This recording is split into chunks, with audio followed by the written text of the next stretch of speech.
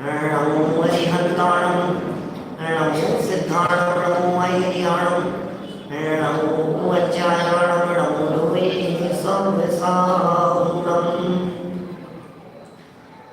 ओंकारं बिन्दुसंयुक्तं नित्यं ध्यायन्ति योगिनः कामदं मोक्षदं चैव ओंकाराय नमो नमः अविरल शब्दघनोग प्रक्षालित सकल भूतल मलकलंगां मुनिभिरुपासित तीर्थां सरस्वती हरतु नो दुरितान् अज्ञानतिमिरान्धानां ज्ञानाञ्जनशलाकया चक्षुरुन्मिलितं येन तस्मै श्रीगुरुवे नमः।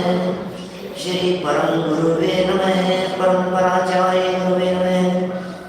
सकल कलुष विध्वंसकं श्रेयसां परिवर्धकं धर्म संबंधकं भव्य जीव मन प्रतिबोधकारकं पुण्य प्रकाशकं पाप प्रणाशकमिदं शास्त्रं श्री संयम प्रकाश नामधेयम् अस्य मूल ग्रंथ कर्तारः श्री सर्वज्ञ देवास्कर उत्तर ग्रंथ कर्तारः श्री गणधर देवा प्रतिगणधर देवास्तेषां वचनानुसारमासाद्य आचार्य श्री कुलकुल नामनाय आचार्य सूर्य सागरेण विरचितं श्रोतारः सावधानतया शृण्वन्तु।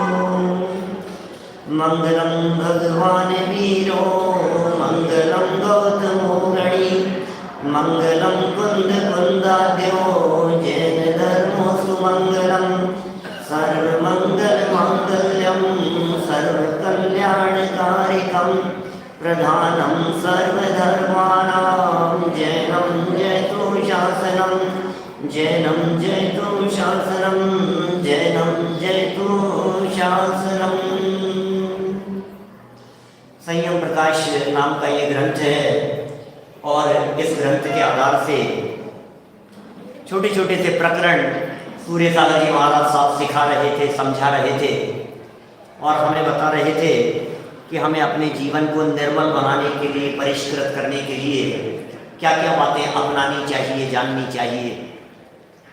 इस संबंध में देव पूजा, गुरु उपासना, स्वाध्याय, संयम, तप, दान, स्त्री अभिषेक संबंधी प्रकरण, पंचामृत अभिषेक संबंधी प्रकरण और छोटे छोटे से प्रकरणों के माध्यम से यहाँ ये बतलाया कि हम अपने जीवन का निर्माण कैसे कर सकते हैं। चरणानुयोग का ग्रंथ है। अहिंसा की चर्चा चल रही थी। 4 प्रकार की हिंसा बतलाई और 4 प्रकार की हिंसा से बचने के लिए प्रेरणा भी दी। जब 4 प्रकार की हिंसा से बचने के लिए प्रेरणा दी तो ये कहा कि गृहस्थों को संकल्पी हिंसा तो छोड़ देना चाहिए और भूमिका अनुसार विरोधी हिंसा, उद्योगी और आरंभी हिंसा से भी धीरे धीरे बचने का प्रयत्न करना चाहिए। जो हिंसा संकल्प पूर्वक होती है वो संकल्पी हिंसा होती है और जो हिंसा विरोध में हो जाए उसका नाम विरोधी हिंसा। करे तो संकल्पी हो जाएगी, विरोध करते हुए मारे तो संकल्पी हिंसा होगी और मरे तो विरोधी हिंसा है। विरोध में यदि सामने वाला प्राणी मर जाए तो वो विरोधी हिंसा है। गृहस्थों के जीवन में विरोधी हिंसा संभव है और उद्योगी और आरंभी हिंसा भी आगे प्रतिमाधारी श्रावकों में ऊपर की प्रतिमाओं तक चलती है। 11वीं प्रतिमा वाला भी पूरी तरह से 4 प्रकार की हिंसा से विरक्त नहीं होता। सच में तो हिंसा से विरक्त होते हैं हमारे महामुनिराज ही, क्योंकि उन्हीं को पता है कहाँ जीव है और कहाँ नहीं है। हमें तो पता ही नहीं है, जीव समाज हम जानते ही नहीं है। यहाँ साधुओं के लिए आगम चक्षु शब्द का प्रयोग किया। सिद्धांत रूपी नेत्र के धारक हैं। पेज नंबर 532 पर चर्चा चल रही थी। PDF यदि आपके पास में हो तो वहाँ खोल सकते हैं। ग्रंथ जिनके पास में है वे ग्रंथ लेकर के बैठे ही हैं। यहाँ स्पष्ट कह दिया कि भैया सुनो, ये सिद्धांत रूपी नेत्र के धारक हैं हमारे महामुनिराज। हमारे मुनिराज इन नेत्रों से नहीं देखते हैं। इन नेत्रों से देखोगे तो फिर आप ये कहोगे आलू में जीव किसने देखे। इन नेत्रों से देखोगे तो जमीगंध में जीव नहीं दिखेंगे। इन नेत्रों से देखोगे तो चरणानुयोग नहीं पलता है। चरणानुयोग का पालन सिद्धांत रूपी नेत्र से देख करके, आगम नेत्र से देख करके पलता है। आगम में देखो, आगम कह रहे हैं इसमें जीव है, इसमें अनंत जीव है, इसमें असंख्यात जीव हैं। ये वनस्पति सप्रतिष्ठित प्रत्येक है, इसमें भी अपार जीव राशि है। कैसे पता लगेगा? 30 जीवों के शरीर में अनंत जीव है। एक एक निकोज शरीर में अनंत जीवों का सद्भाव कहा गया है। अरे भैया, अथाह जीव राशि है, इसे देख देख करके वैराग्य भाव जागृत होना चाहिए। जब यहाँ से निकले बाहर, जहाँ आपको ग्रीनरी दिखाई देती है उसे देख करके कभी अनुभव करने का प्रयास करें। मैं तो बहुत बार विचार करता हूँ, बहुत बार सोचता हूँ, जब कभी ट्रैफिक में अटक जाता हूँ, गाड़ी रेड लाइट पे अटक गई है और 3-3 बार रेड लाइट से ग्रीन लाइट हो गई, फिर रेड लाइट हो गई, तो ऐसा लगता है कितने लोग हैं। जब किसी व्यस्त चौराहे पर खड़े होते हैं, जब रेलवे स्टेशन पर अपने को भीड़ भाड़ दिखाई देती है, जब कभी जंगल से और ऐसे हाईवे पर निकल रहे होते हैं, चारों तरफ ग्रीनरी दिख रही होती है, तो ऐसा लगता है कि कितनी जीव राशि है। एक एक हिस्से में अनंत अनंत अनंत अनंत जीव है, और हमने कितने जन्म उन अवस्थाओं में बिताए हैं। आता है कभी ऐसी फीलिंग में आता है, हम आज कहाँ आकर के बैठ गए हैं, हमें ये वाणी सुनने को मिल गई है, ये तत्व ज्ञान कितने भाग्य से सुनने को मिल गया है। भाई साहब, किस्मत होती है तो ये बातें कान में पड़ती है, हमारे भाग्यशालियों के कान में ये बातें पड़ती हैं। मैं ऐसा उल्टा भी कह सकता हूं कि जिन जीवों के कान में ये बात पड़ने लगी, इसका मतलब उनका भाग्योदय होने का काल आ गया, उनका गोल्डन टाइम शुरू हो गया। गोल्डन टाइम क्या होता है, कैसे शुरू होता है?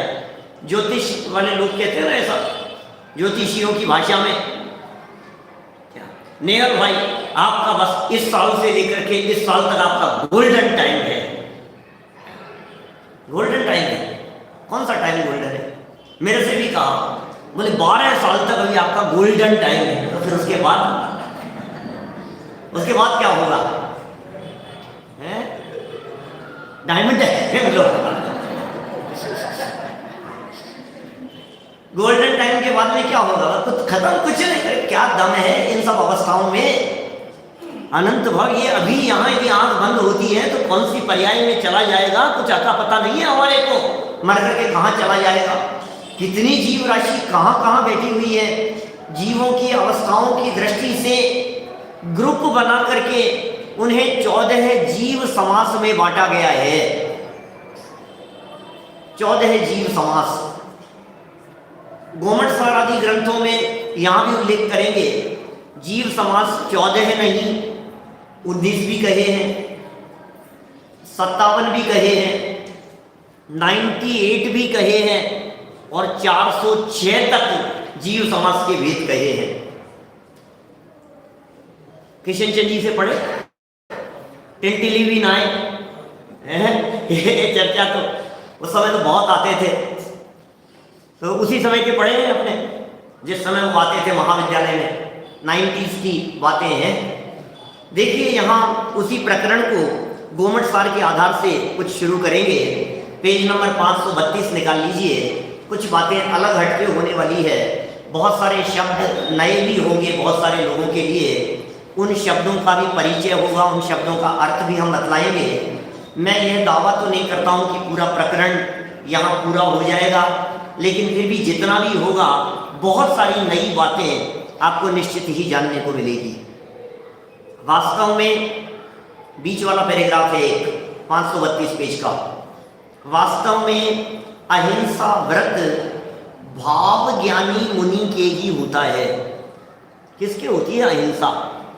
भाव ज्ञानी मुनिराज। भाव ज्ञानी मुनिराज मतलब भावलिंगी संत। भाव ज्ञानी मुनिराज मतलब वीतरागी भावलिंगी छठे सातवें वर्णस्थानवर्ती संत, वे ही भाव ज्ञानी मुनिराज हैं। उनके ही अहिंसा व्रत होता है सच्चा। जीवों के भेद प्रभेद पूर्ण रूप से भले प्रकार से वे ही जानते हैं, एवं सिद्धांत रूपी नेत्र के धारक होते हैं, तथा उनके कषाय का उदय नहीं होता उस जाति का। जैसे जैसे भूमिका बढ़ती चली जाती है वैसे वैसे उस जाति का उनके कषाय का उदय नहीं होता, और जैसे जैसे कषाय का अभाव होता जाता है वैसे वैसे वे उत्कृष्ट रूप से अहिंसा का पालन करते रहते हैं। तो क्या लिखा यहाँ, कषाय का उदय नहीं होता, इस कारण वे ही पूर्ण रूप से एकेंद्रीय जीव से लेकर पंचेंद्रीय तक जीवों के रक्षक हो सकते हैं। अरे हम तो पंचेंद्रीय जीवों के भी रक्षक नहीं हैं, हम क्या बात करें, हमारी हालत कितनी खराब है, पंचेंद्रीय जीवों के प्रति भी करुणा बुद्धि नहीं है, माने चलते चलते टकरा जाते हैं। एक दिन मैंने एग्जाम्पल दिया था यहाँ, चलते चलते कभी ठोकर लगी है क्या आपके, लगी है कभी ठोकर अभिषेक जी? चलते चलते कभी किसी पत्थर से, कितने बड़े से इतने बड़े पत्थर से कभी कभी टकराए चलते चलते, इसका मतलब क्या कहा था मैंने, इतना बड़ा यदि कोई जीव आ जाए ना आपके पैर के नीचे, यदि ठोकर लग गई है, इसका मतलब ये है कि आपके पैर के नीचे चूहा भी आ जाए तो आपको पता नहीं लगता। ये हुआ ना ठोकर का मतलब क्या है, चूहा अपने काम में बिजी था,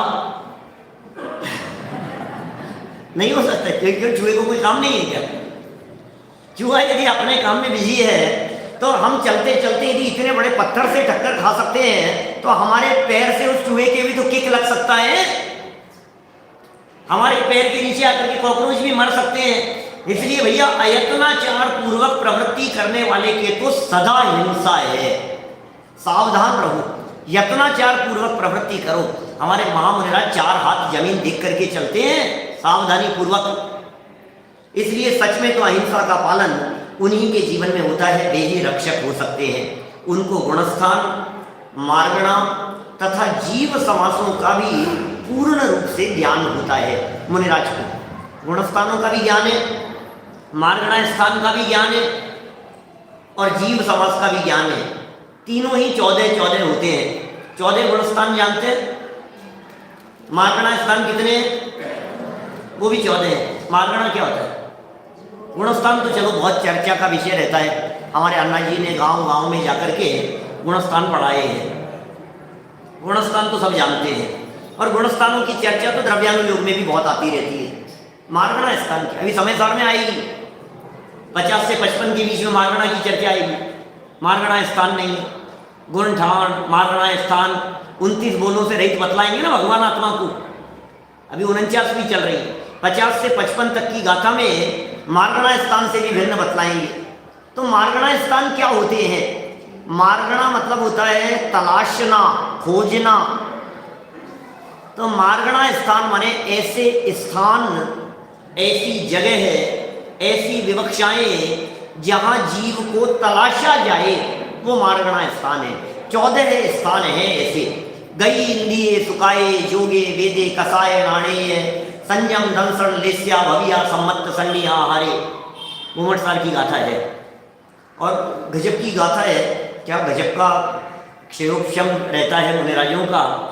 पूरी गाथा में 14 ही शब्द हैं और 14 मार्गणाएं हैं बस वो पूरे। गई इंद्रिये सुकाये जोगे वेदे कसाय नाणे संयम दंसन लेस्या भविया सम्मत सन्निया हारे, पूरी 14 हैं। इसी तरह से 14 जीव समास से हैं। ये जीव समास क्या होते हैं आएगी चर्चा, देखिए लिख रहे हैं ये 14 गुणस्थान का वर्णन तो मुनि धर्म में बतलाया जा चुका है। अतः यही यहाँ नहीं लिखा गया है, यहाँ केवल जीव समास बतलाते हैं, क्योंकि इनको जानने वाले ही पूर्ण रूप से अहिंसा महाव्रत का पालन कर सकते हैं। पूर्ण रूप से अहिंसा महाव्रत का पालन करने के लिए 14 जीव समास को जानते हैं। समास का अर्थ क्या होगा, समास किसे कहते हैं, अभी वो भी बताएंगे। घूमटसार की गाथाएं पढ़ते हैं। जीव समास का स्वरूप, जेहिम अणेया जीवा नज्जन्ते बहुविवाहा वितज्जाति ते गुण संगहि दत्ता जीव समासाति विन्नेया तस्चदु जुगाद्य मज्जे अविरुद्धेम जुगद जाति कम मुदये जीव समासा होती हूँ भव सारिच सामन्ना। 70 और 71 नंबर की ये गाथा है गोमटसार जीव कांड की। इसके अर्थ में कह रहे हैं जिनके द्वारा, याद रखना पूछूंगा जीव समास क्या होता है, किसी से भी पूछ लूंगा मैं। हमारे परमात्मा जी भाई साहब की भाषा में कहूँ तो रुमाल फेंक करके जिस पे गिर जाएगा उससे, ऐसा है ना। जिसके द्वारा अनेक जीव तथा उनकी अनेक प्रकार की जाति जानी जाए, उन धर्मों को अनेक पदार्थों का संग्रह करने वाला होने से जीव समास कहते हैं। जिनके द्वारा जीवों की अनेक प्रकार की जाति को संग्रहित किया जाए, जिन धर्मों के द्वारा अनेक पदार्थों का संग्रह हो, उसका नाम है जीव समास। देखिए दो शब्द हैं, एक शब्द है जीव और दूसरा है समास। जीव तो जानते ही हैं आप, जीव क्या होता है? जो जानता देखता है, सुख दुख का अनुभव करता है, जिसमें ज्ञान पाया जाता है, उसे जीव कहते हैं। बालबोध पाठमाला भाग 1 पाठ 5, जीव अजीव, है ना। जो जानता देखता है, सुख दुख का अनुभव करता है, जिसमें ज्ञान पाया जाता है, उसे जीव कहते हैं। और समास क्या होता है? समास व्याकरण पढ़ी कि व्याकरण? समास क्या चीज है? समास माने होता है इकट्ठा करना, समास माने होता है जोड़ना, संग्रहित करना। तो जीव समास माने जीवों को इकट्ठा किया है, वो जीव समास है। जीवों के ग्रुप बना दिए, वो जीव समास है। अनगिनती प्रकार से जीवों की चर्चा हो सकती है। हम भी तो ग्रुप बना देते हैं ना। अभी मान लीजिए पाठशाला चले तो पाठशाला चलने में ग्रुप बना देते हैं ना। ये बाल वर्ग है, ये किशोर वर्ग है, ये युवा वर्ग की लगेगी, प्रौढ़ वर्ग की लगेगी, है महिलाओं की अलग लगेगी, पुरुषों की अलग लगेगी, इनकी अलग लगेगी। एक ग्रुप बना देते हैं अपन। धोती दुपट्टे वालों का अलग ग्रुप बना दो, ये धोती दुपट्टे वाले कोई इधर नहीं आएगा, वो उधर रहेंगे बस। यहाँ रस्सी लगा दी हमने, धोती दुपट्टे वाले उधर रहेंगे, महिलाएं इधर रहेंगी, तो ग्रुप बना दिए अपन ने। तो इस तरह से पूरे जीवों के संसार में जितने जीव हैं, उन संसार में जितने भी जीव थे, उन संसार में सर्व जीवों को जिनके माध्यम से ग्रुपिंग की जा सके, वे जीव समास कहलाते हैं। मारगणा अलग चीज है। मारगणा क्या है? मारगणा में तो तलाश है, मारगणा में तो जीव वहां मिलेगा। जो 46 नंबर गाथा में चर्चा की समय सार में, 26 नंबर गाथा के अंदर जो व्यवहार स्तुति की गई, ध्यान होंगे थोड़े से विषय आपको। वहां जो त्रस स्थावर जीवों को जीव कहा गया, ये सब मारगणा स्थान का विषय है। गतियों में जीव मिलेगा, ऐसा नहीं हो सकता कि गति के बिना जीव का अस्तित्व हो। गति मारगणा हुई, इंद्रिय मारगणा हुई, योग मारगणा होगी। माने 14 की 14 मारगणाएं किसी भी एक जीव पर एट ए टाइम घटित होगी। एट ए टाइम 14 होगी राकेश जी अपनी लाइफ में, यदि अपन देखेंगे तो। मारगणा की बात कर रहा हूं, हम कौन सी गति के हैं, ऐसा नहीं हो सकता। साहब हम मनुष्य तो हैं लेकिन किसी गति के नहीं है। हम मनुष्य गति के तो हैं लेकिन कोई इंद्रिय नहीं है, ऐसा नहीं होगा। गई इंद्रिय, सुकाए काय भी होगी, और योगे मन योग, वचन योग, काय योग या 7 प्रकार के उनमें से तो कहीं ना कहीं योग भी होगा। गई इंद्रिय सुकाए योगे, वेदे वेद भी होगा, और गई इंद्रिय सुकाए योगे वेदे कषाय, कोई ना कोई कषाय होगी ही होगी। नाणे ज्ञान भी होगा, संयम भी होगा, कि संयम तो नहीं होगा। अरे संयम मारगणा में असंयम भी है क्या? संयम मारगणा में असंयम भी है, जैसे सम्यक्त्व मारगणा में मिथ्यात्व भी है। सम्यक्त्व मारगणा की जोड़ी में मिथ्यात्व भी आ जाता है। समझ में आ रही है आपको? प्रश्न बता रहा हूं आपको सतपथ का। संयम मारगणा के वेदों में टोडरमल जी ने मोक्ष मार्ग प्रकाशक में मिथ्यात्व भी लिखा है। संयम मारगणा के, सम्यक्त्व मारगणा के 6 वेदों में। तो संयम मारगणा माने संयम की दृष्टि से जीवों को देखना, सम्यक्त्व की दृष्टि से जीवों को देखना, ज्ञान की दृष्टि से जीवों को देखना। तो हमारे 14 की 14 मारगणाएं एट ए टाइम घटित होगी। तो मारगणा माने तो जीव को तलाशा जाए, वो मारगणाएं हैं, बराबर। और समास माने क्या है? कोई ऐसे शब्दों का प्रयोग करो जिन शब्दों में बहुत सारे जीव ग्रुप में इकट्ठे हो जाएं, ऐसा जीवों का ग्रुप बनाओ, वो जीव समास कहलाते हैं। अब इन जीव समास में कुछ विशिष्ट शब्दों के प्रयोग किए हैं जिनके आधार पर वो ग्रुप बनाए हैं। कहीं पर्याप्तक कहेंगे, अपर्याप्तक कहेंगे, निर्वृत्त पर्याप्तक कहेंगे। कभी सुने हैं क्या ये शब्द? ये क्या होते हैं? कभी सूक्ष्म कहेंगे, बादर कहेंगे, बादर, सूक्ष्म, त्रस, स्थावर और प्रत्येक साधारण तो आपने सुने होंगे। नीचे शब्द दिए हैं इसी पेज पर, 532 नंबर पेज पर 4 युगल दिए हैं। यहाँ पर बहुत महत्वपूर्ण है, गाथा के आधार पर ये बात बतला रहे हैं। त्रस स्थावर पहला जोड़ा है, त्रस स्थावर। त्रस और स्थावर इनका परस्पर में विरोध है। त्रस कौन होते हैं और स्थावर कौन होते हैं? फटाफट जवाब दीजिए, नहीं तो रुमाल फेंकना पड़ेगा। त्रस द्विंद्रिया त्रसः, 2 इंद्रिय आदि जीवों को त्रस कहते हैं। और स्थावर, 1 इंद्रिय जीव को स्थावर कहते हैं। और कुछ स्थिर रहे वो स्थावर, चले फिरे सो त्रस। ऐसा पहले पढ़ाया जाता था किसी जमाने में, किसी जमाने में पढ़ाया जाता था। और ये जो परिभाषाएं हैं, ये परिभाषाएं अव्याप्ति अतिव्याप्ति दोष से दूषित परिभाषाएं हैं। माने बहुत बैलेंस रखने की जरूरत है। इनके संबंध में सर्वार्थ सिद्धि में पूज्यपाद आचार्य देव ने लिखा कि ये परिभाषाएं योग्य नहीं है। स्थिर रहे वो स्थावर नहीं, तो फिर स्थावर किसे कहें? तो पूज्यपाद आचार्य देव कहते हैं सर्वार्थ सिद्धि में, जिसके स्थावर नाम कर्म का उदय हो वो स्थावर, और जिसके त्रस नाम कर्म का उदय हो वो त्रस।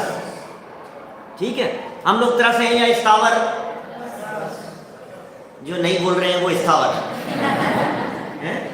त्रस है कि स्थावर? त्रस है, पक्का। त्रस और स्थावर 2 हो गए। अब है बादर और सूक्ष्म।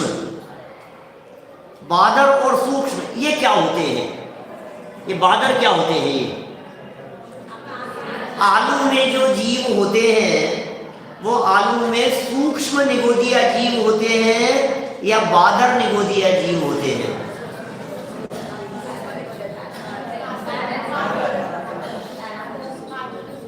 सूक्ष्म निगोदिया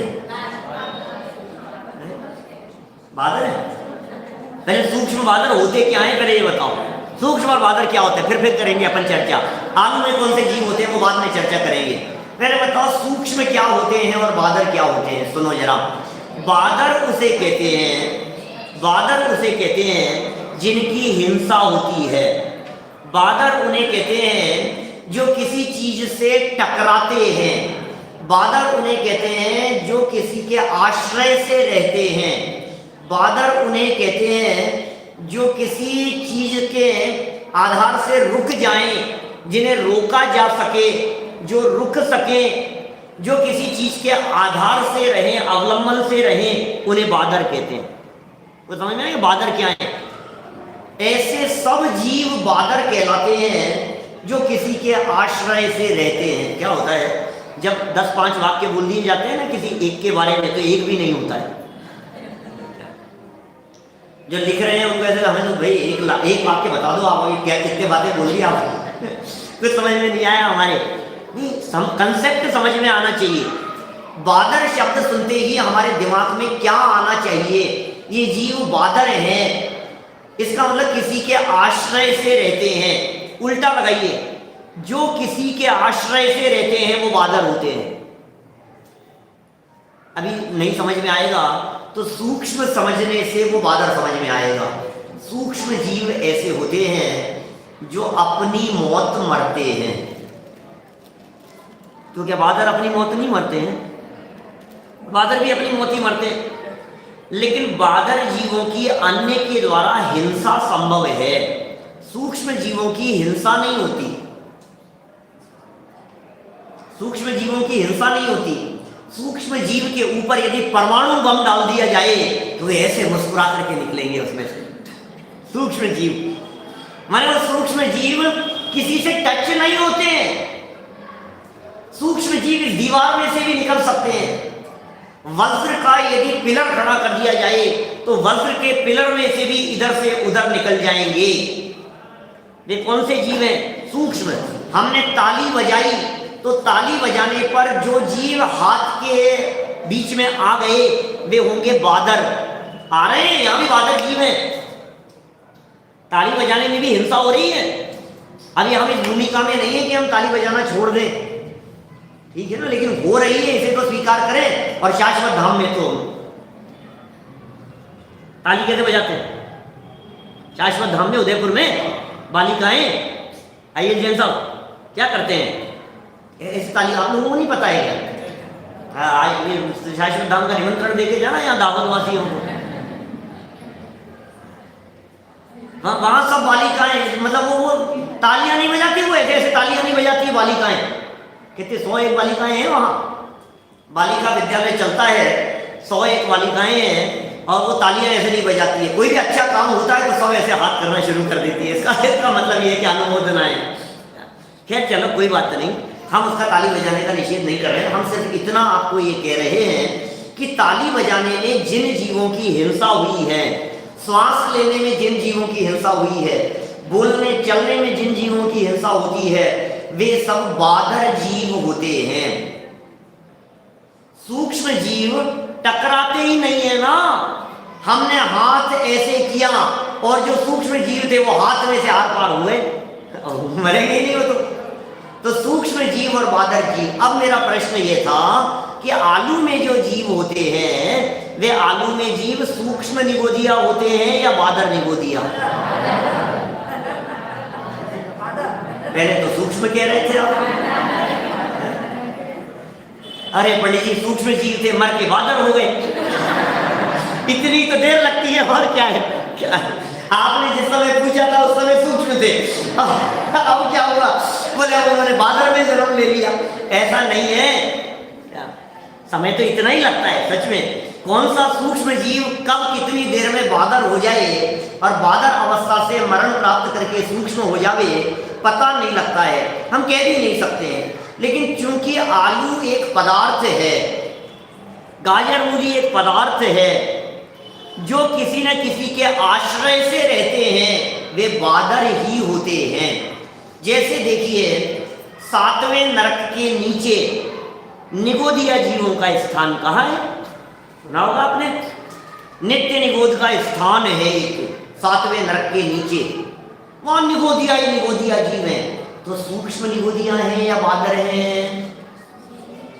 सोचो जरा कौन से होंगे? जिनका स्थान निश्चित है वे बादर होंगे, क्योंकि सूक्ष्म किसी जगह पर रहते ही नहीं है। सूक्ष्म का कोई ठिकाना नहीं है। सूक्ष्म तो इधर से उधर गमन करते रहते हैं। ये सूक्ष्म जीव एक समय में 14 राजू भी गमन कर सकता है, पुद्गल के परमाणु की तरह। कितना फास्ट गमन कर सकता है, इधर से उधर उड़ करके चला जाए। बोलो, एक मच्छर कुछ घंटों में यदि यहां से उड़े तो बंबई जा सकता है कि नहीं?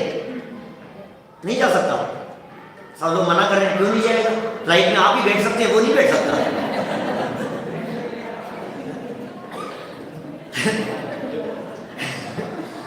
आपके साथ में फ्लाइट में बैठ के चला जाएगा वो भी। क्या हो गया उसमें? नहीं, कोई कंफ्यूजन है क्या?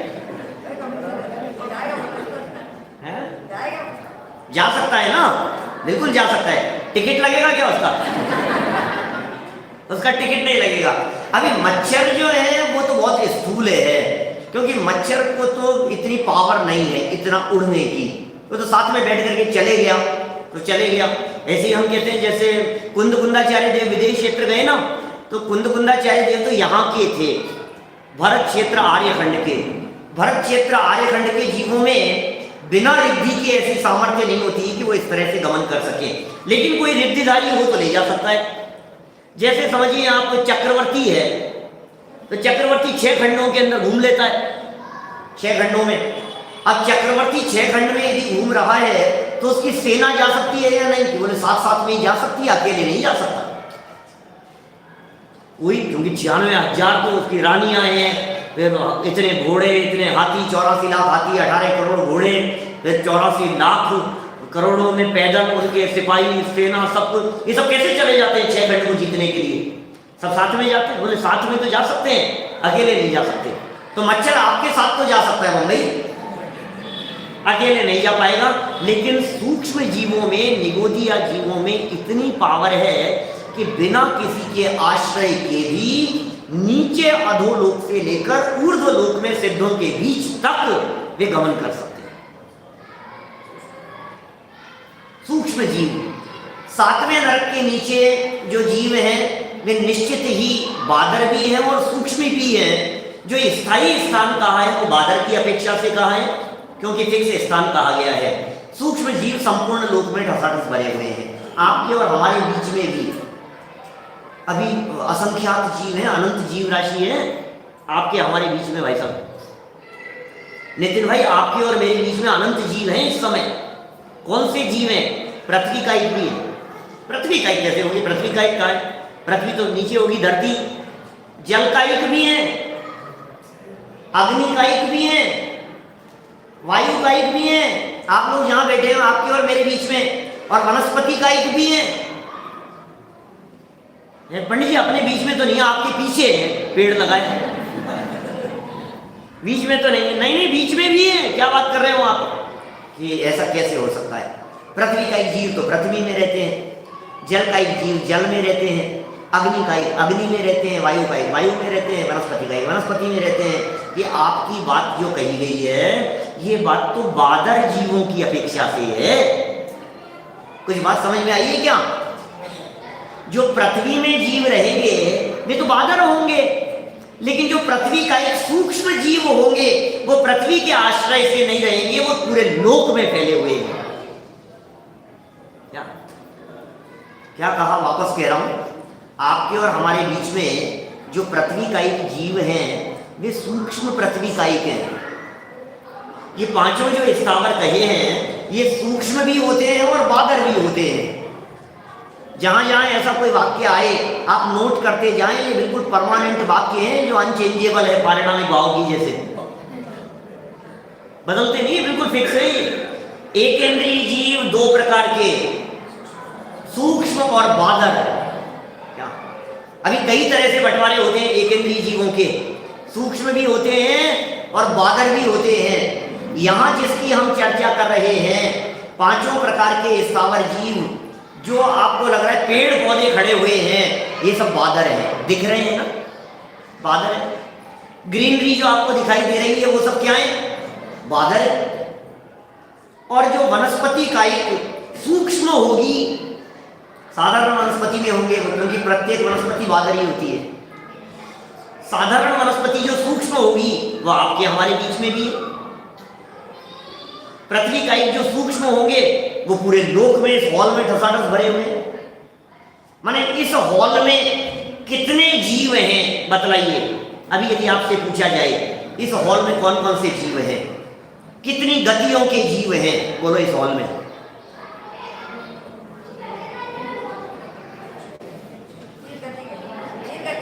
तीन गति के।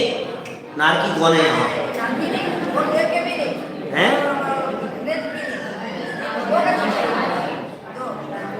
दो है या तीन है? तीन नहीं। यहाँ कोई देवता नहीं है अभी तो नहीं है, सुबह जरूर थे, इंद्र थे यहाँ। अभी दो ही गति के जीव है, एक मनुष्य गति के और दूसरे त्रियंच गति के। तो त्रियंच गति के कौन है यहाँ? है मच्छर वगैरह यहाँ आपके? हो सकते हैं, मच्छर वगैरह हो सकते हैं। तो ये जो त्रियंच गति के जीव हैं ये कौन से एरिया में होंगे? हवा में, एयर में कहीं दिख रहे हैं आपको? यहाँ से पीछे फोटो लगी हुई है गुरुदेव श्री की, वहां तक देखो आपको। तो त्रियंच गति के जीव बोले हैं। एक प्रदेश भी ऐसा नहीं है जहां एक इंद्रिय सूक्ष्म त्रियंच गति के जीवों का सद्भाव नहीं हो। एक प्रदेश भी ऐसा नहीं है।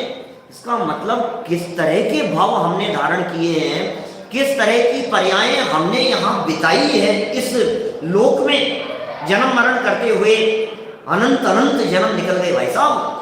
अनगिनती जन्मों में, अनगिनती कल्पों में कितने भाव बीत गए, संकल्प विकल्पों में। अभी अवसर आ गया है हमारे पास में समझने का, सोचने समझने का, विचार करने का ये अवसर आ गया है। चलिए, तरस और स्थावर आपके समझ में आ गया था। बादर और सूक्ष्म ये दो शब्द भी आपके समझ में आ गए।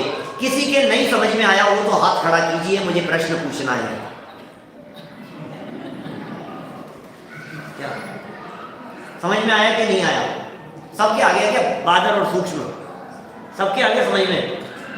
भैया सूक्ष्म क्या है बता दो अभिषेक जी एक बार, सूक्ष्म क्या होते हैं? जिसको आधार की जरूरत है। ठीक है, बहुत बढ़िया, ठीक है। और कोई पीछे से बतलाएंगे बादर जीवों के बारे में? भाई भावार्थ जी, बादर जीव कौन होते हैं?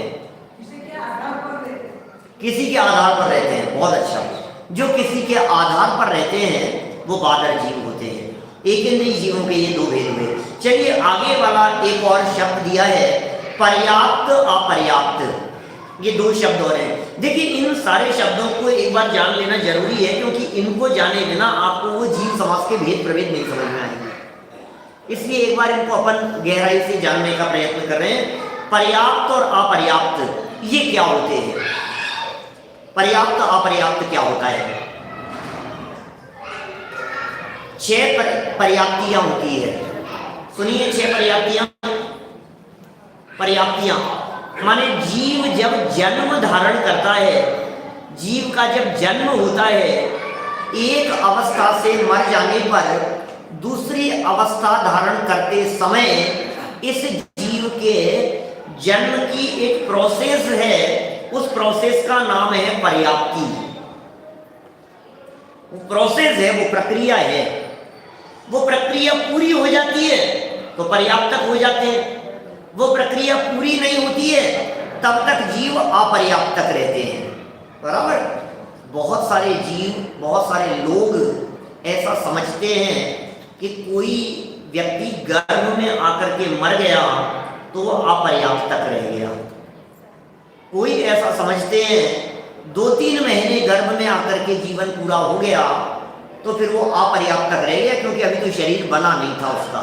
नहीं भाई, ऐसा नियम है कि जो गर्भज जीव होते हैं वे पर्याप्तक ही होते हैं। गर्भज जीव नियम है। आप नियम की तरह इस वाक्य को रख सकते हैं अपने दिमाग में। जो जीव गर्भज होते हैं वे नियम से पर्याप्तक ही होते हैं। इसका मतलब समझिए आप, गर्भ में यदि कोई जीव गर्भ में आया और 1 मिनट की आयु लेकर के मर गया, 1 सेकंड की आयु लेकर के मर गया, तो जो आपके पर्याप्तकों के भाव कहे हैं मनुष्यों के, वो एक भाव पूरा हो गया। पर्याप्तकों के भावों की चर्चा की है ना, 48 भाव कहे हैं। 48 की चर्चा आती है, उसमें भी बड़ा झमेला है सच में। तो माने वो सब बड़ा गोलमाल है उस प्रकरण में। ऐसा नहीं कि 48 मिलेंगे फिर 24 को ऐसा कर दो, 24 को ऐसा कर दो, फिर उसको स्त्री पुरुष नपुंसक, सब बड़ा बड़ा झमेला। कुछ नहीं है ऐसा कोई उल्लेख नहीं है। 48 ही मिलेंगे, 48 से ज्यादा नहीं मिल सकते, ऐसा भी नहीं है। पूरी उपलब्ध द्वादशांगमयी जिनवाणी में कहीं उल्लेख नहीं है इस बात का। सब जिनवाणी देखियो छान, ऐसा है, कहीं नहीं है उसका वर्णन। तो 48 की चर्चा कहाँ से आई है? वो भी है 48 की चर्चा, लेकिन 48 भावों की चर्चा ऐसी जानना चाहिए, पूरे के पूरे भाव पर्याप्तक के हैं। पूरे 48, कोई भी अपर्याप्तक का नहीं है उसमें। सबके सब भाव जो 48 कहे हैं वो सब गर्भज के हैं, गर्भ धारण करने वालों के हैं। हाँ, स्त्री पुरुष नपुंसक के रूप में बंटवारा हो सकता है। और गजब की बात बताऊं आपको, तो वे 48 भाव ऐसे हो सकते हैं कि एक जीव मनुष्य पर्याय को धारण करे तो लगातार मनुष्य मनुष्य मनुष्य मनुष्य मनुष्य मनुष्य मनुष्य मनुष्य मनुष्य मनुष्य मनुष्य मनुष्य मनुष्य होता हुआ लगातार 48 भाव धारण कर सकता है। हाँ, तो 8 ही सुने थे आपने। तो आज तो मजा आया क्या? अभी भी मजा नहीं आया, चेहरे खिल जाने चाहिए। तो क्या 8 को 48 कर दिया हमने, आए हैं तो कुछ तो आपको बेनिफिट दे के जाएंगे ना, कुछ तो लाभ मिलना चाहिए कि नहीं। अब ये बात सुनकर के प्रमादी मत हो जाना। अरे 8, हम तो 8 ही सोच रहे थे। हम सोच रहे थे हमारा 8वां होगा तो क्या होगा, और अभी तो 40 और बचे। ऐसा नहीं है। एक बार छूट जाने के बाद दोबारा मनुष्य पर्याय की प्राप्ति महान महान दुर्लभ है भैया। दौलत राम जी ने जो छेड़ाला में लिखा है, दुर्लभ लही जो चिंतामणि त्यों पर्याय नहीं रस तणी, ये बात हवा में नहीं लिखी है। दो इंद्रिय पर्याय की प्राप्ति करना चिंतामणि रत्न जैसा दुर्लभ है, तो मनुष्य पर्याय की प्राप्ति तो महान महान भाग्य से होती है। बहुत उत्कृष्ट जगह पर आ गए हैं। और यदि मैं मनुष्य पर्याय के बारे में फिर कहूं आपसे, तो ये कह सकता हूं असंख्यात भव, अनंत भव तो एकेंद्रिय आदि पर्याय में, फिर असंख्यात भव तिर्यंच पर्याय के, असंख्यात भव नारकियों के, और असंख्यात भव देव पर्याय के धारण करे तो एक भव मनुष्य का मिलता है। क्या कहा? कितनी बात कह दी, समझ में आई क्या बात? मनुष्य भव की दुर्लभता के ऊपर कोई 9-10 प्रवचन है मेरे, मनुष्य भव की दुर्लभता पर अलग अलग जगह पर किए हुए हैं सब। सिंगापुर वालों के लिए किया है, मियामी में किया है, 2 बार सिंगापुर में किया, वहाँ नैरोबी में किया, अमेरिका में एक जगह किया, अलग अलग जगह के हैं सारे प्रवचन सब मनुष्य भव की दुर्लभता के बारे में, अलग अलग बिंदुओं से उनमें चर्चा की है। मैं यहाँ कह रहा हूँ एक बिंदु बतलाया सिर्फ अपनी कीमत समझने के लिए, अपनी वैल्यू समझने के लिए हम कहाँ आकर के बैठ गए हैं। मैं भी उसको लंबाईमान नहीं करता उस प्रकरण को, लेकिन एक आध वाक्य तो मैं ऐसा कह ही सकता हूँ, असंख्यात भव देव पर्याय के मिले तो एक भव मनुष्य पर्याय का मिलता है, और असंख्यात भव, या उसमें तो अनंत लिखा है रत्नकरण शावकाचार्य में, अनंत ही होना चाहिए। रत्नकरण शावकाचार्य पेज नंबर 52 नंबर पेज पर, वहाँ सदाशिव दास जी लिखते हैं ये जीव असंख्यात ही है या अनंत है, कंफ्यूजन हो रहा है। 52 नंबर पेज पे मिलेगा आपको, जरा देखना। असंख्यात मान लो कम से कम भी, तो असंख्यात भव, मैं तो इसमें 1 मिनट में खोल के दिखा सकता हूँ, मेरे को विकल्प ही नहीं आया खोल के दिखाने का। असंख्यात भव ये जीव मनुष्य, इसके किसके? मनुष्यों के धारण करे तो एक भव जैन कुल में जन्म लेने का अवसर मिलता है। अब आप सोचो जरा क्या क्या बात कह दी है। असंख्यात भव ये जीव किसके प्राप्त करें? पेज नंबर 52 पर अनंत, अनंत लिखा है, अनंत, असंख्यात नहीं है, अनंत ही खोल लिया मैंने, 52 नंबर पेज पे खोला। क्या लिखा? वापस सुनो एक बार, गंभीरता से सुनना, थोड़ा सा गहराई से विचार करना, हम कौन सी जगह पर बैठे हैं। असंख्यात भव देव पर्याय के मिले तब एक मनुष्य का भव मिलता है। यदि किसी को शंका हो तो हाथ खड़ा करके पूछना, मैं उसका क्लेरिफिकेशन दे सकता हूँ, समाधान कर सकता हूँ कैसे संभव है यह बात। क्योंकि असंख्यात भोग भूमियाँ हैं, वो तिर्यंचों की हैं सब। 2.5 द्वीप के बाहर असंख्यात द्वीप समुद्रों में असंख्यात सैनी पंचेंद्रिय तिर्यंच हैं, भोग भूमि वाले, है ना, जगन्य भोग भूमि है सब जगह। और सब मर करके नियम से भवनत्रिकों में तो जाते ही हैं, देवगति में जाते हैं, फिर मर करके तिर्यंच आदि में चले जाते हैं, फिर भोग भूमि आदि में जन्म लेकर के फिर ऊपर चले जाते हैं। असंख्यात भाव धारण करें, और भवनत्रिकों की आयु बहुत कम होती है, वर्षों में 10-20-50 हजार वर्ष की आयु है। एक सागर के काल में असंख्यात देव भाव पर्याय हो जाए भवनत्रिकों की, एक सागर के काल में, और 1260 सागर का काल है देव पर्याय का। असंख्यात देव पर्याय के भाव धारण करें तो एक भाव मनुष्य पर्याय का मिलता है, और फिर ऐसे असंख्यात भाव, अनंत भाव इधर उधर के सबके तिर्यंचों के सबके घूमते हुए फिर कभी मनुष्य में आ जाए एकाध भाव, फिर सारे भाव धारण करके ऐसे असंख्यात अनंत भावों में फिर कभी एक भाव मनुष्य का मिल जाए। ऐसे करते करते अनंत बार मनुष्य बने तो सदाशिव दास जी कहते हैं एक बार उच्च कुल में, जैन कुल में जन्म लेने का अवसर मिलता है। एक स्टेप और आगे बात करूं मैं, और अनगिनती बार जैन कुल में जन्म लेवे, अनगिनती बार जैन कुल में भी जन्म लेवे, तब कहीं जाकर कभी एकाध भाव में गुरुदेव की जैसे महापुरुष का योग बनता है, और ये कष्ट की बात करने का विषय बनता है। बोलो, तब कहीं जाकर के कर्णेंद्रिय का विषय बनती है ये बात।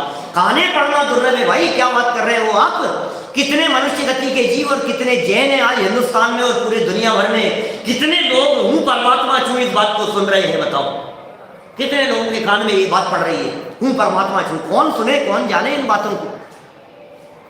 तुम त्रिकाली ध्रुव हो, तुम कारण परमात्मा हो, भूलेगा भगवान छे। अरे परमात्मा बनने की ताकत है तुम्हारे में, तुम स्वयं परमात्मा बन सकते हो, तुम तीन लोग के नाथ हो सकते हो, तुम पूज्य हो सकते हो, अनंत सुख प्रकट कर सकते हो, अनंत अनंत सिद्ध भगवानों की श्रेणी में आने वाला तुम्हारा नाम हो सकता है। ये बात कौन कहे भाई साहब, किसके कान में पड़ रही है। धर्म के नाम पर बस कर लो थोड़ी बहुत उठा पटक, उसी में धर्म समझ लिया है। मंदिर जा पूजन कर ली, पूजन कर माला जप ली, माने है इसे धर्म ध्यान, कैसे बनेगा भगवान। ये जैन कुल भगवान बनाने के लिए भाई, ये बातें कहीं नहीं है, कहीं नहीं है। कितने भाव जैन कुल में जन्म लेवे तब जाकर के इसको एक आध बार कभी कान में पढ़ने का अवसर मिल जाए। बड़े भाग्य से ये अवसर हमारे को मिल गया है, और फिर भी ताल गंवाए यदि हम पर्याय प्रमाद में, तो फिर उसकी तो होनहारी का विचार करने पर समता आती है। 20 नंबर पेज पे लिखते हैं छोटा मंडी साहब, भली होनहार हो तो ऐसा विचार आता है। चलिए हम यहाँ बात कर रहे थे किसके संबंध में, पर्याप्त और अपर्याप्त के संदर्भ में। संयम प्रकाश 532 नंबर पेज की अंतिम लाइनों में। तो पर्याप्त कौन हैं, जिनकी पर्याप्तियां पूरी हो जाती है वे पर्याप्त हैं, जिनकी पर्याप्तियां पूरी नहीं होती है वे अपर्याप्त हैं। ये पर्याप्तियां क्या होता है, बोले घूमट सर का फिर एक चैप्टर है नया, पर्याप्तियों वाला चैप्टर पढ़ना पड़ेगा। 6 पर्याप्तियां हैं। आहार शरीर इंद्रिय भज्जति आण पाण भाषमणो, चत्तारि पंच छप्य इंद्रिय वियल सन्नीनम। घूमट साहब की गाथा है। 6 पर्याप्तियों की चर्चा की है। आहार, शरीर, इंद्रिय, श्वासोश्वास, भाषा और मन, ये 6 पर्याप्तियां हैं। ये पर्याप्तियां जिसकी पूरी हो जाती है वो पर्याप्तक है। आहार, आहार मतलब भोजन नहीं, आहार का मतलब भोजन नहीं है। आहार माने क्या है, औदारिक आदि शरीरों के योग्य पुद्गल परमाणुओं को ग्रहण करने की शक्ति, ग्रहण करना, यह आहार है, यह आहार करनाएं हैं। अभी यहाँ मंदिर में बैठकर, फातिहा हॉल में बैठ करके कोई आहार तो नहीं कर रहा है, आहार चल रहा है, आहार चल रहा है, हजम हो गया। हमारे भी आहार हो रहा है भाई साहब, अभी आहार हो रहा है। किसका आहार ले रहे हैं हम, औदारिक वर्गणाओं का, वे ग्रहण कर रहे हैं। अच्छा आपका वजन राकेश जी कितना वजन है, 56, बस क्या बात कर रहे हो, बहुत कम है भाई 56 किलो। तो थोड़ा सा भाई आप लोग समाज वाले ध्यान रखा करो आपके बने, ऐसा कैसे करते, 56 किलो कैसे चलेगा, बहुत कम है। पहले ज़्यादा था, कम था, कम तो 40 था पहले। दावत आने के समय कितना था, शादी के दिन से 56 ही है। शादी के पहले कितना था मालूम ही नहीं है, ये भगवान। मेरा शादी के समय कितना था, 50 किलो था वजन। बताया भी मेरे को तो 50 था, और आज मेरा वजन है करीब 55 किलो, 1 किलो कम है, आपसे पीछे हो थोड़ा सा। बीच में 60-62 तक था। तो ये वजन कब बढ़ रहा है, कब घट रहा है, आप लोगों का भी घटता बढ़ता होगा वजन कभी, कब घट रहा है कब बढ़ रहा है, बोलो कब बढ़ता है वैसा वजन, कब बढ़ता है। नेहा भाई आपका वजन में कुछ वेरिएशन कब कब, जब खाना खा लेते हैं तो बढ़ जाता है, जैसे नहीं खाते हैं उस दिन घट जाता है, ऐसा है क्या कुछ। भाई साहब 2400 घंटे नॉन स्टॉप पुद्गल परमाणु इस बॉडी में आ रहे हैं, 24 आवर्स पुद्गल परमाणु आ रहे हैं इस बॉडी में, स्वतंत्र है पुद्गल परमाणुओं का परिणमन, और 2400 घंटे पुद्गल परमाणु इस शरीर से निकल भी रहे हैं। जब उन आने वाले पुद्गल परमाणुओं की संख्या ज्यादा होती है और निकलने वालों की कम होती है तो वजन बढ़ जाता है। जो अपने आप हो रही है, ऑटोमेटिक चल रही है सारी प्रक्रिया। जब आने वाले पुद्गल परमाणुओं की संख्या ज्यादा होती है और निकलने वाले कम होते हैं तो वजन बढ़ जाता है, और जब निकलने वाले पुद्गल परमाणु ज्यादा होते हैं और ग्रहण करने वाले कम होते हैं तो फिर वजन कम हो जाता है। खाने पीने से संबंध नहीं है, ऑटोमेटिक सारे पुद्गल परमाणुओं का ग्रहण और त्याग इस जीव के हो रहा है, और जिनका ग्रहण हो रहा है उनका नाम है आहार वर्गणाएं। उनसे ये जीव आहारक होता है। आहार, फिर शरीर बनने के योग्य स्थिति परमाणुओं का ग्रहण, फिर इंद्रियां बनने योग्य परमाणुओं का ग्रहण, आहार, शरीर, इंद्रिय, फिर श्वासोश्वास, भाषा और मन। इन 6 पर्याप्तियों के योग्य पुद्गल परमाणु जब ग्रहण कर लिए गए और पूरा हो गया तो वो पर्याप्तक हो जाता है वो जीव, और पूरी नहीं होती है तो अपर्याप्तक हो जाता है। विशेष बात इसमें यह है कि जिनकी पर्याप्तियां पूरी होती है वे जीव 1 सेकंड के भीतर ही पर्याप्तक हो जाते हैं। सेकंड के भी बहुत छोटे हिस्से में वो जीव पर्याप्तक हो जाते हैं। माने 6 पर्याप्तियों को पूरी करने में लंबा समय नहीं लगता है, जल्दी ही पूरी हो जाती है, और पूरी नहीं होती है वे अपर्याप्तक रहते हैं। जिनकी पूरी नहीं होती है उनकी उम्र कितनी होती है? जो अपर्याप्तक जीव होते हैं उनकी उम्र कितनी होती है?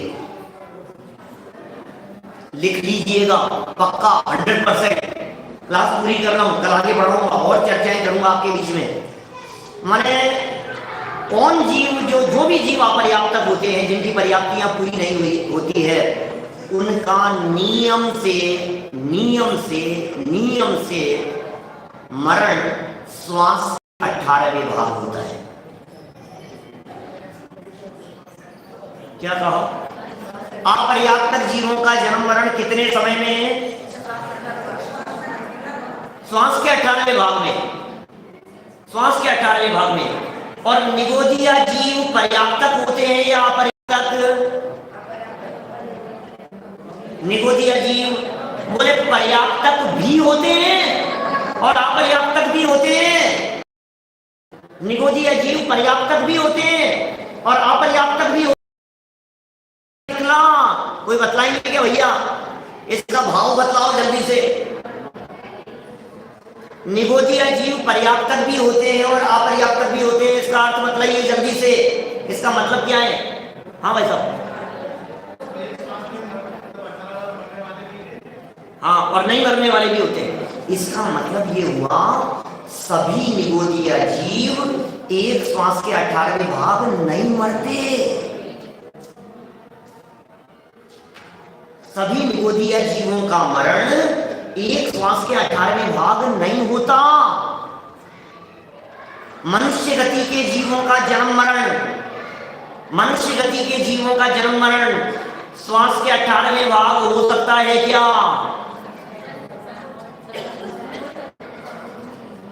हो सकता है क्या?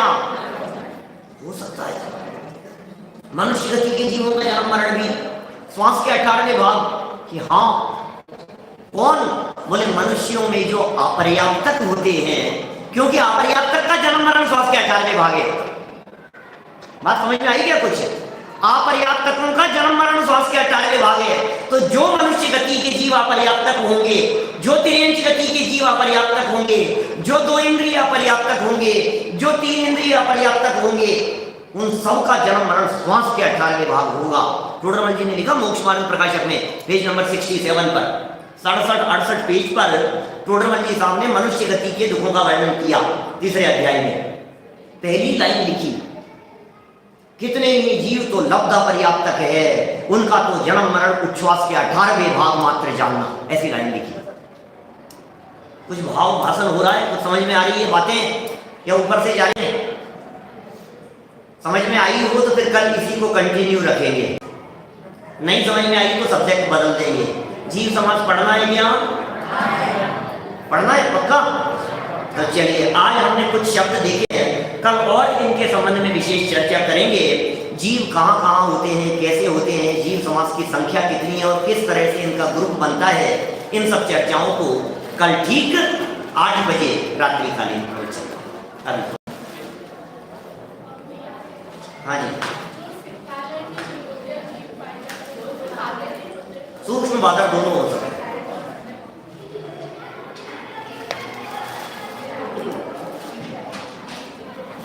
अभी प्रवचन के पश्चात बच्चों का बहुत